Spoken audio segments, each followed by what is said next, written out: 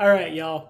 The time's come. We have it. We have seen one of the things I've been the most excited for Pathfinder 2nd Edition, and we're here to talk about it today because we've seen one of my favorite things about Legacy Pathfinder, our first non-core race meet, wham, the Iruxi, or, the lizard folk. One of the players in Oblivion Oath, that game they're playing over on Paizo's Twitch, will be playing one of these guys.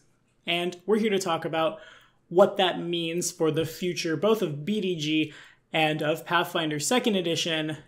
And I might take a stab at what this thing can possibly maybe do, because, this channel was founded on bringing non-core stuff to the light of day. So, if you're liking what you're seeing, like, subscribe, ding that bell for all of your Pathfinder 1st and 2nd Edition content. Today, this episode of, again, your Pathfinder 2nd Edition content was brought to you in part by Timothy Bartlett. Thanks for your help, man. Now, let's dive in. Okay, so the meat and potatoes here. The big takeaway from our Iruxi rogue named Zell in Oblivion Oath is that lizard folk is not called a lizard folk. That lizard folk is called an Iruxi. Not just like a kind of racist name we've assigned to a thing that doesn't look like a humanoid, but is a humanoid. I think that's really great, both for, the obvious, let's not be terrible to the non-core races who are, oh, look at that lizard. And because it brings races that are not core, kind of in a way, up to the same level. We've talked about it a couple times over the course of our Pathfinder 1st Edition videos.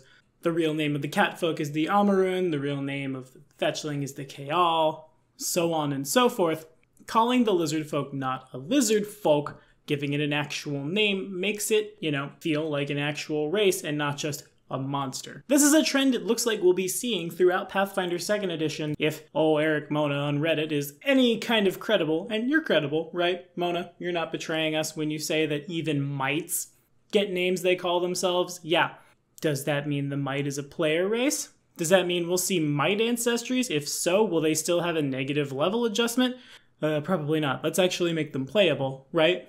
We live in hope. And I think that's really cool. We also see that this race will appear, as it is quite common for it to have happened in Legacy Pathfinder, in the bestiaries. They usually have, 4 or 5 races that can be played in a given bestiary. Looks like the Iruxi and maybe the mite, we'll see, I guess, will appear in that book. Business as usual, which is super exciting. Now, let's talk about what that means for BDG, real quick. Because there's about to be a lot of updated content for the Pathfinder role-playing game. If you guys have been with us for a while, you know that when we're not talking 2E, we're talking the lore of Pathfinder, we're talking non-core races in Pathfinder, we're talking deities in Pathfinder.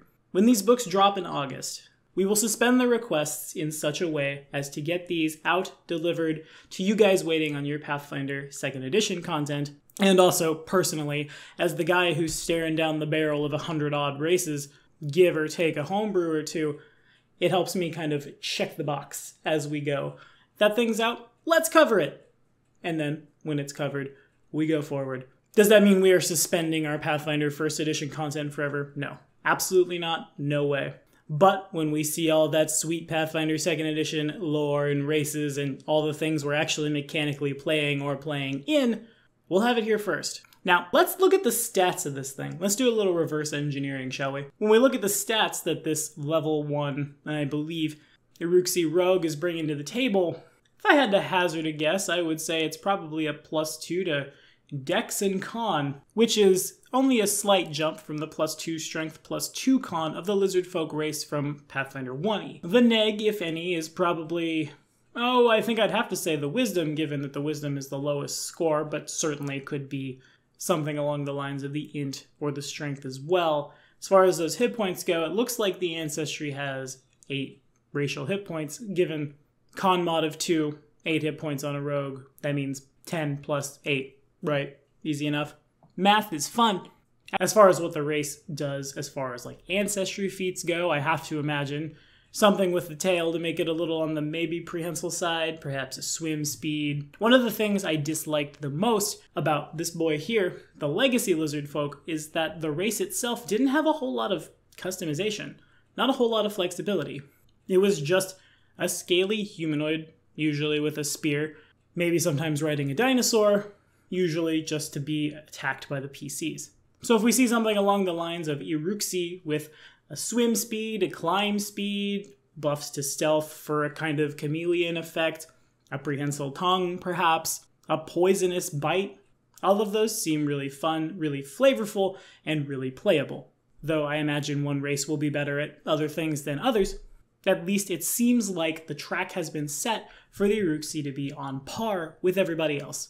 I think that's sweet. But that is all I have to say about that. What do you guys think? Are we playing an Iruxi? What other non-core races are we stoked to see when we get that Pathfinder 2nd Edition Bestiary? And Paizo, I'm gonna say it again. I'm gonna keep saying it until I get the answer. Where is my Cavalier? In the comments. Let us know, or me, mostly, because I really like the Cavalier just a lot. And as always, guys, be sure to like and subscribe for more videos. We'll see you next time.